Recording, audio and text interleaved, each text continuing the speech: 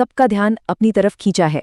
Rajasthan school education department ने 2026 के लिए नाबालिगों के मोबाइल फोन उपयोग पर कुछ नए और बेहद व्यापक नियम लागू किए हैं। और सच कहूं तो ये सिर्फ कागजी बातें नहीं हैं, ये नियम आने वाले समय में स्कूलों और घरों में बच्चों के डिजिटल एक्सपीरियंस को पूरी तरह से बदल कर रख देंगे। एक ऐसी स्थिति बन रही है जहां डिजिटल सुरक्षा और पढ़ाई दोनों को बिल्कुल नए सिरे से परिभाषित किया जा रहा है। तो चलिए फटाफट एक नज़र डालते हैं कि आज हम किन विषयों को कवर करेंगे। न्यायालय का हस्तक्षेप, स्कूलों में पूर्ण प्रतिबंध, विद्यार्थियों के लिए निर्देश, शिक्षकों और संस्था की जिम्मेदारियां, अभिभावकों की अहम भूमिका और आखिर में भावी डिजिटल साक्षरता।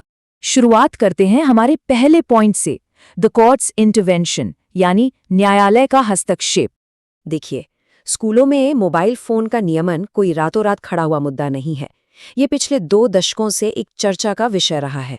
2005 से लेकर 2019 तक सरकार ने कई सर्कुलर जारी किए, लेकिन असली गेम चेंजर आए 2025 के आखिर और 2026 में। इन नए डायरेक्टिव्स ने पूरी स्थिति को बदल दिया, जहां अब ये नियम महज गाइडलाइंस नहीं बल्कि कड़े आदेश बन चुके हैं। अब आप सोच रहे होंगे कि अचानक इतनी सख्ती क्यों?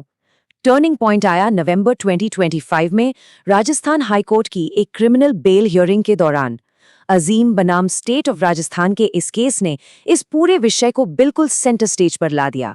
इस सुनवाई ने एक बात बिल्कुल शीशे की तरह साफ कर दी कि 18 साल से कम उम्र के बच्चों के स्मार्टफोन उपयोग पर एक कड़ी चेक एंड बैलेंस प्रणाली होना अब कोई ऑप्शन नहीं बचा है, ये एक जरूरत बन चुकी है।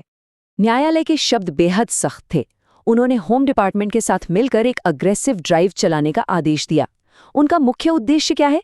बच्चों को फोबिया ऑफ मोबाइल फोन से बचाना और उन्हें अनजाने में साइबर अपराधी बनने या धोखाधड़ी का शिकार होने से रोकना।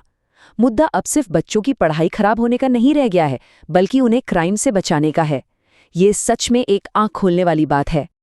अब आते हैं हमारे दूसरे हिस्से पर, कंप्लीट बैन इन स्कूल्स, स्कूलों में मोबाइल पर पूरी तरह से प्रतिबंध। अदालत के इन कड़े आदेशों के तुरंत बाद सरकार ने स्कूल के अंदर मोबाइल डिवाइसेस पर पूर्ण प्रतिबंध को और भी ज्यादा मजबूती से लागू करने का बड़ा फैसला लिया। निर्देश बिल्कुल साफ हैं। कक्षा में पढ़ाई के दौरान और प्रार्थना सभा में मोबाइल का उपयोग पूरी तरह से स्ट्रिक्टली बैंड है। इसका सीधा सा लक्ष्य है क्लास के अंदर कंसंट्रेशन में आने वाली किसी भी रुकावट को जड़ से खत्म करना। तीसरा हिस्सा, गाइडलाइंस फॉर स्टूडेंट्स। छात्रों के लिए क्या निर्देश हैं? आइए समझते हैं। विद्यार्थियों के लिए अब जो 2026 का मास्टर सर्कुलर है, उसमें बहुत ही क्लियर और प्रैक्टिकल बातें हैं। पहली बात, उन्हें अपना स्क्रीन टाइम कम करना होगा। डिवाइसेस का इस्तेमाल सिर्फ गेमिंग के लिए नहीं बल्कि पढ़ाई के लिए करना सीखना होगा। आजकल बच्चे एआई का बहुत यूज करते हैं, राइट? तो उन्हें सिखाया जाएगा कि एआई के रिजल्ट्स पर आंख बंद करके भरोसा ना करें, उन्हें वेरीफाई करें।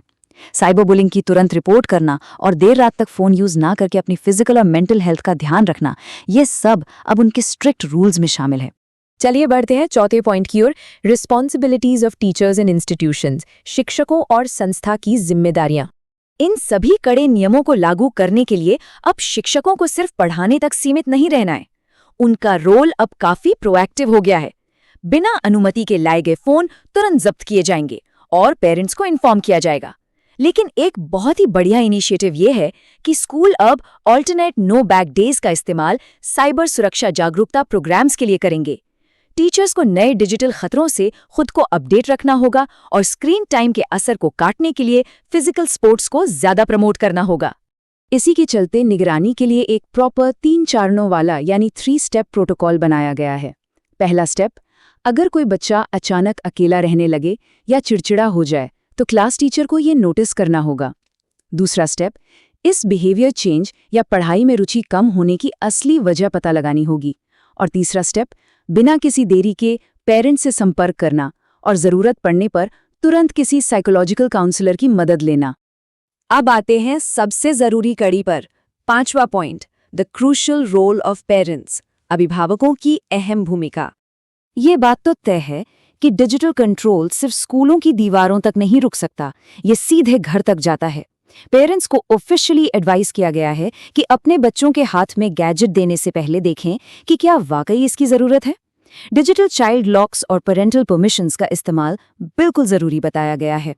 एक बहुत बड़ा वार्निंग साइन ये है कि अगर आपका बच्चा दोस्तों से बात करना बंद कर दे या उसमें अचानक कोई इमोशनल नंबनेस दिखे तो अलर्ट हो जाएं। ये ऐसे खतरे के संकेत हैं जिन्हें आप पेरेंट्स बिल्कुल इग्नोर नहीं कर सकते। और आखिर में हमारा छठा पॉइंट, फ्यूचर डिजिटल लिटरेसी, भविष्य के लिए डिजिटल साक्षरता। सरकार का ये विजन सिर्फ आज के लिए नहीं बल्कि लॉन्ग टर्म है।